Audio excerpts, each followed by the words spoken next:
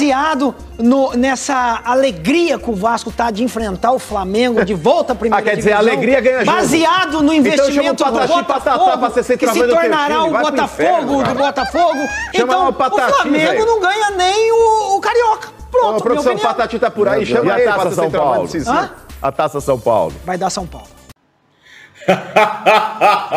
Ai, gente, é muito gostoso ver o desespero dos paulistas, né?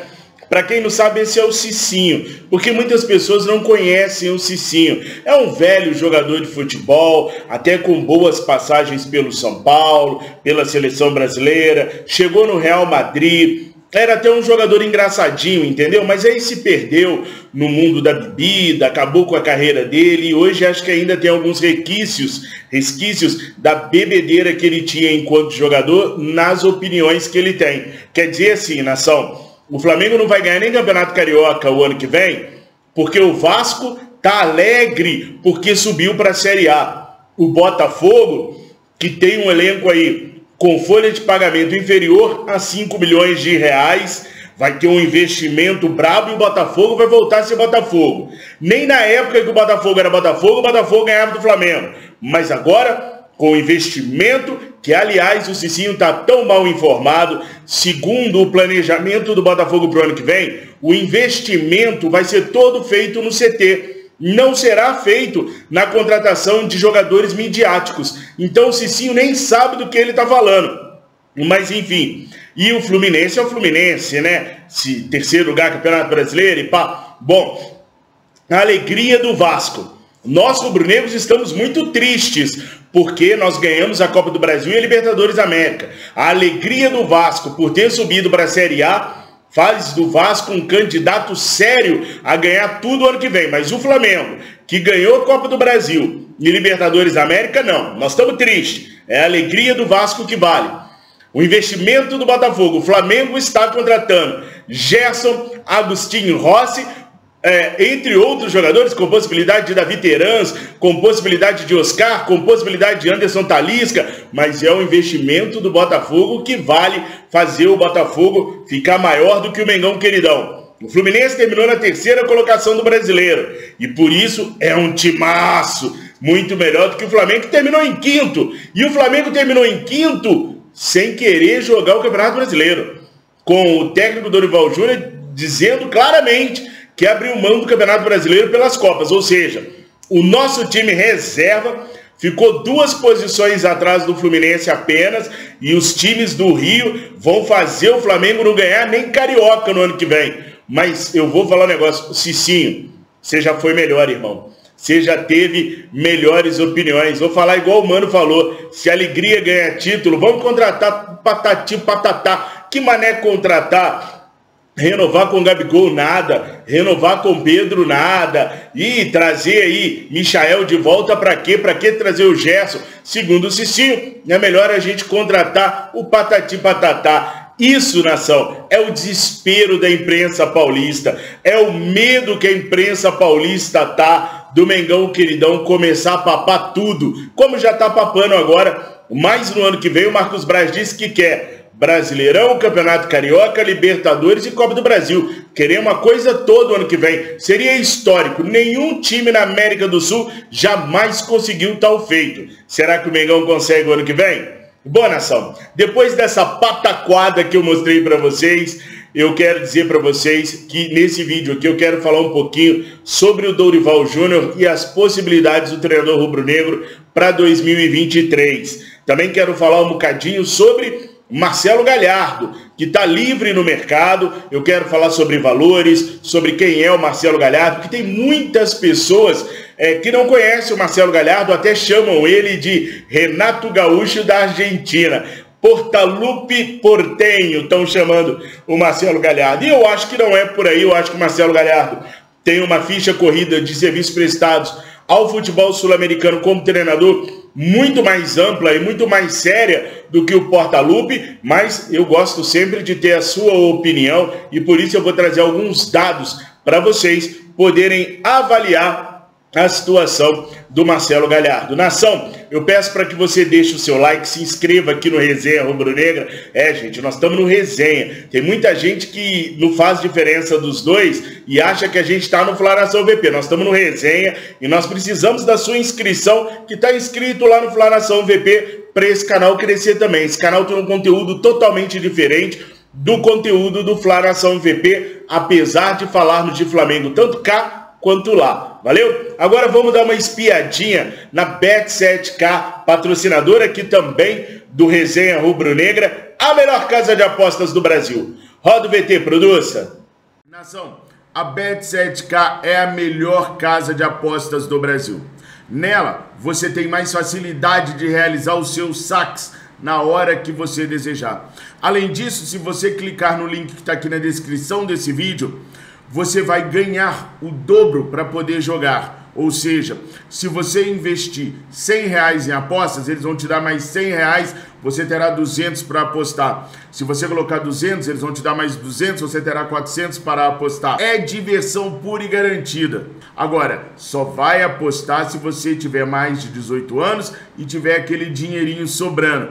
Bet7k, a melhor casa de apostas do Brasil. Boa, nação. Uma das coisas que está em discussão nesse exato momento é a renovação de contrato do técnico Dorival Júnior. Dorival Júnior e Flamengo conversam para renovar o contrato do treinador rubro-negro. Não será uma negociação simples como foi da primeira vez. Estou falando agora, quando ele voltou para o Flamengo. Quando ele volta para o Flamengo, ele volta em baixa. Depois de 2 anos sem pegar nenhum time, por conta dos problemas de saúde que ele enfrentou, ele volta e vai para o Ceará. O Flamengo vai lá no Ceará e busca o treinador Dorival Júnior. Ele vem por um precinho pequenininho, a comissão técnica dele também, vem para tentar salvar o Flamengo de uma temporada medíocre que o técnico Paulo Souza nos obrigou a fazer, e aí ele começa a galgar escadas na sua nova temporada pelo Flamengo. E essas escadas vão levando ele ao topo da Libertadores da América e ao topo da Copa do Brasil, com esses 2 títulos conquistados. E ele permanece na 5ª colocação do Campeonato Brasileiro. Pessoal, a 5ª colocação é a pior colocação do Flamengo desde 2018, quando em 2017 nós terminamos em 6º lugar. Mas enfim, sem problema nenhum. A gente ganhou a Copa do Brasil e Libertadores da América. Passamos raiva, é verdade, nos últimos 4 jogos, onde de 12 pontos ganhamos apenas 1. Mas existe a tal da meritocracia. E a meritocracia diz, pura e simplesmente, que se ele ganhou 2 títulos, ele deve ser efetivado no comando do Flamengo. Correto? Errado. A meritocracia é apenas mais uma ferramenta de medição do trabalho do profissional. Sim, ele ganhou 2 campeonatos pelo Flamengo, Copa do Brasil e Libertadores da América.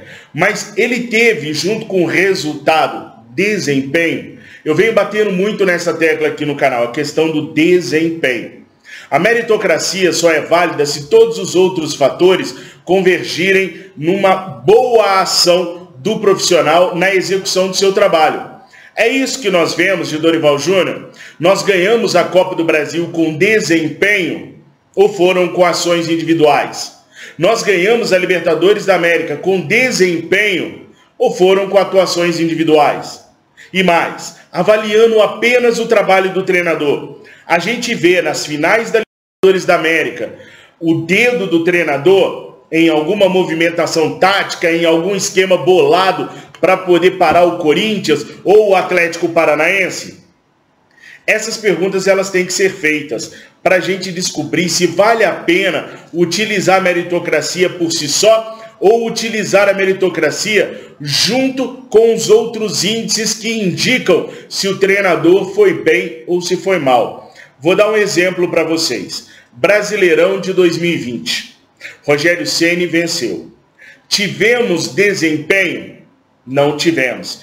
Tivemos rendimento? Não tivemos. Fomos um time muito agarrado às individualidades. Àquela época, o Gabigol resolveu botar a bola debaixo do braço e carregou o Flamengo ao título brasileiro. Claro, O tropeço do Internacional contra o Sport Clube do Recife, contra o Corinthians, foram fundamentais para o Flamengo vencer aquele certame. Só que aí se usou a meritocracia porque o Rogério Ceni venceu um título brasileiro. E a meritocracia foi o único índice utilizado pela diretoria. Não se utilizou nenhum outro índice. Não olhou o desempenho do treinador, como o time estava rendendo dentro de campo, se rendia mais na parte tática do que na parte individual. E aí, quando um time rende mais tático do que do individual, aí a diretoria é responsável por trazer reforços para a equipe, para poder ter também um individual, porque não há crime nenhum em ter desempenho individual, não. Barcelona teve com o Messi, Real Madrid com o Cristiano Ronaldo, Flamengo com Arrascaeta, Everton Ribeiro, Gabigol e Bruno Henrique em 2019. Não tem problema nenhum. Mas quando esses caras não funcionam, o coletivo, a tática tem que aparecer. E isso jamais aconteceu com o Rogério Ceni. Resultado, perdemos o ano de 2021. Vivemos em conflito com um grupo de jogadores, com a diretoria rubro-negra e passamos um ano de alto investimento em branco. Tivemos o vice da Libertadores da América, lá embaixo com o Renato Gaúcho, fraquíssimo taticamente. Então eu penso, e eu quero a opinião de vocês o tempo todo, que a meritocracia é apenas mais um índice de tantos outros que a gente tem que avaliar. Vamos dar uma avaliada na carreira de Dorival Júnior para a gente entender quem é esse treinador que pode conseguir a renovação contratual com o Flamengo agora, no mês de novembro, e que vai ganhar certamente mais de R$1 milhão se conseguir a assinatura do contrato. Eu vou analisar a carreira do Dorival Júnior de 2012 para cá. Acho que com esses dados já dá para a gente entender quem é o professor do Ninho do Urubu. Em julho de 2012, o Dorival Júnior foi contratado pelo Flamengo e permaneceu por 8 meses, saindo em março de 2013. Aí, em julho de 2013, ele assumiu os viceínos, o Vasco da Gama, e ficou 3 meses, apenas até outubro de 2013. Depois ele assumiu o Fluminense, em novembro de 2013, e passou um mês só, saindo em dezembro do mesmo ano. Daí ele só foi assumir uma equipe novamente em setembro de 2014. Então ele passou janeiro, fevereiro, março, abril, maio, junho, julho e agosto. 8 meses sem dirigir nenhum clube. E passou 3 meses no Palmeiras, de setembro de 14 a dezembro de 14.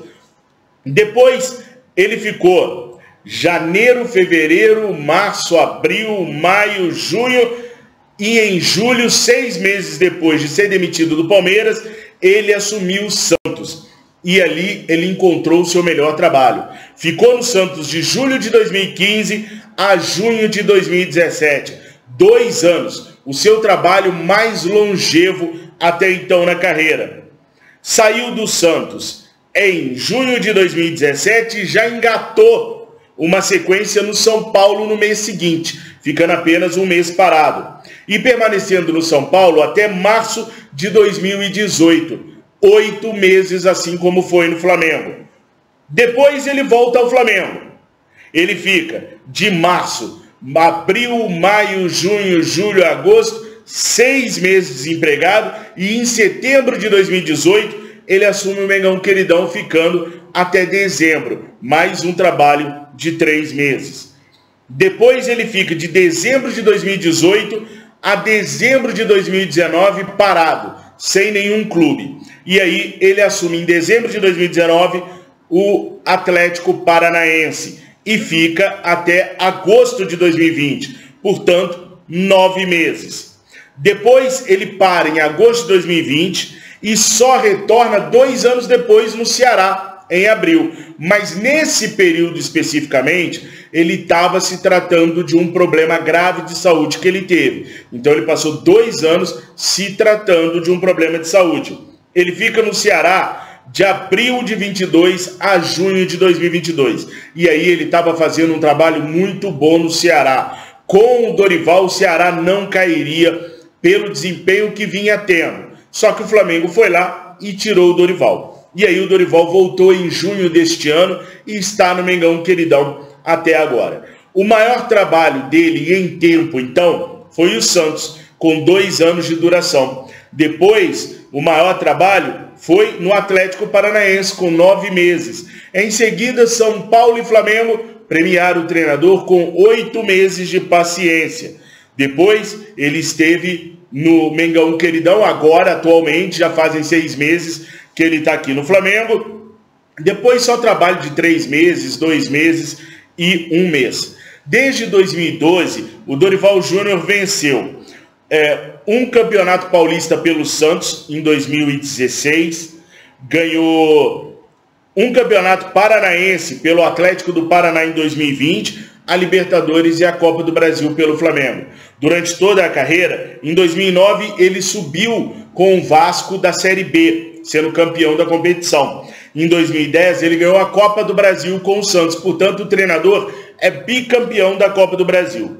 Em 2010, também com o Santos de Neymar e Ganso, ele venceu o Campeonato Paulista, aquele jogo onde o Ganso se recusou a sair. Ele tenta colocar um jogador no lugar do Ganso e o Ganso diz que não, que ele está errado, que ele está bem. E realmente o Ganso estava bem. O Santos estava ganhando e o Ganso era o jogador que cadenciava o jogo, segurava a bola, ninguém tomava a bola daquele excepcional Ganso de 2010. O Ganso não saiu e o Dorival teve que mudar sua alteração. Em 2012, ele foi campeão gaúcho pelo Internacional de Porto Alegre. Em 2016, repetindo, ele foi campeão paulista de novo pelo Santos. 2020, campeão paranaense pelo Atlético. E 2022, campeão da Copa do Brasil e da Libertadores da América. Em 2022, o Dorival Júnior fez 38 jogos pelo Flamengo, com 23 vitórias, 6 empates e 9 derrotas, tendo um aproveitamento de 65,78%. Foram 68 gols marcados, uma média de 1,7 gols por jogo.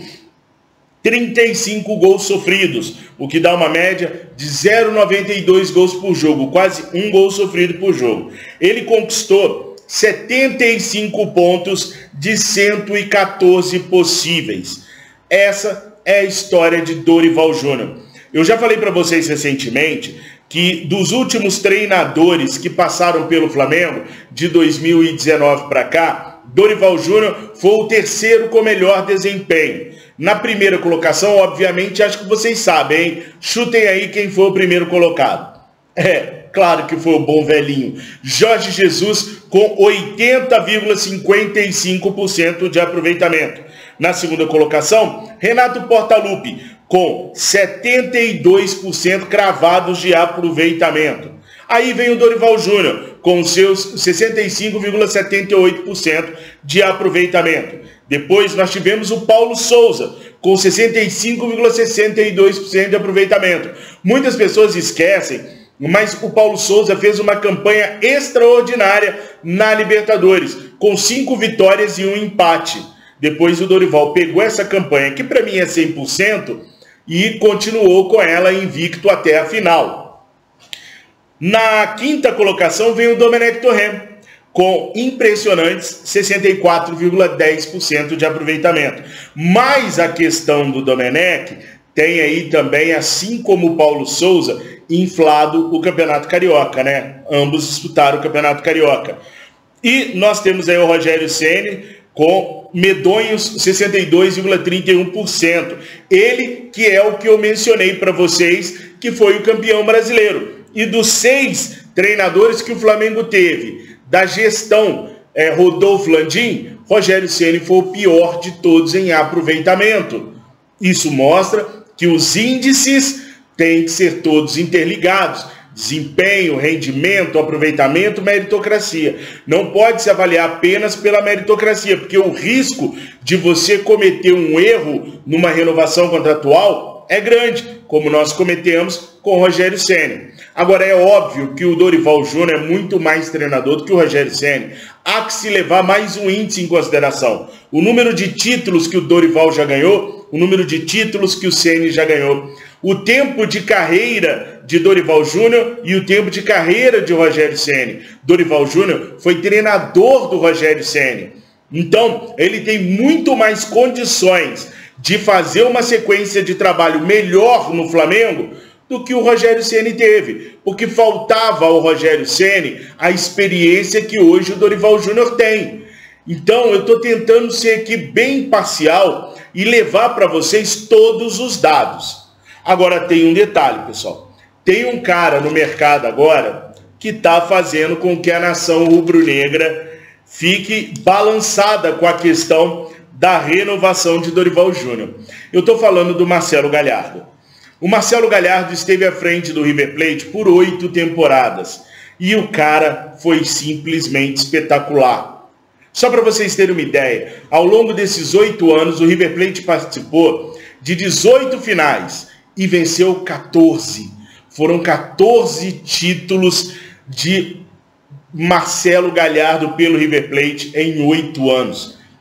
É muita coisa. Cai contra Marcelo Galhardo a questão dele só ter ganhado um campeonato argentino. Uma vez ele ganhou a liga só. Só que o trabalho do Galhardo ele tem que ser compreendido muito mais profundamente do que simplesmente avaliar que ele fez 459 jogos, ganhou 253, empatou 108 e teve 98 derrotas. Ao longo dos 8 anos, ele acumulou 62,96% de aproveitamento. Os times do Galhardo ao longo do tempo marcavam em média 1,85 gols por jogo e sofriam 0,94 gols por jogo. É impressionante, mas como eu disse, a carreira do Galhardo tem que ser avaliada bem mais profundamente. O River Plate é conhecido como clube milionário e a diretoria do River Plate sabe aonde ela consegue mais dinheiro. O campeonato argentino não é um campeonato de grandes retornos financeiros. Por isso, a instrução, a mesmíssima instrução que rolou hoje no Flamengo. Conquistar as Copas. Copa do Brasil e Libertadores dão muito mais dinheiro do que Campeonato Brasileiro. Então a mesma postura que o Dorival teve junto com a diretoria esse ano foi a postura que as diretorias do River tiveram com Marcelo Galhardo ao longo dos anos que ele passou lá. Agora, só para vocês terem uma ideia, em transferências de jogadores, o River Plate somou mais de 226 milhões de euros ao longo desses 8 anos. Foi recorde na história do River Plate. Jamais o River Plate vendeu tantos jogadores e vendeu tão bem quanto na era Marcelo Galhardo. O Galhardo é um treinador que olha muito a base, não só do River Plate, mas a base dos outros clubes sul-americanos. Não por menos, ele contratou e revelou Pity Martinez, Rafael Santos Borré, Nicolás de la Cruz, Fabrício Andileri, Carlos Sanches, entre muitos outros jogadores. E, gente, o River Plate vendeu, como eu falei para vocês, mais de 220 milhões de euros ao longo da estadia de Marcelo Galhardo por lá. E teve de superávit, ou seja, de lucro, 116 milhões de euros.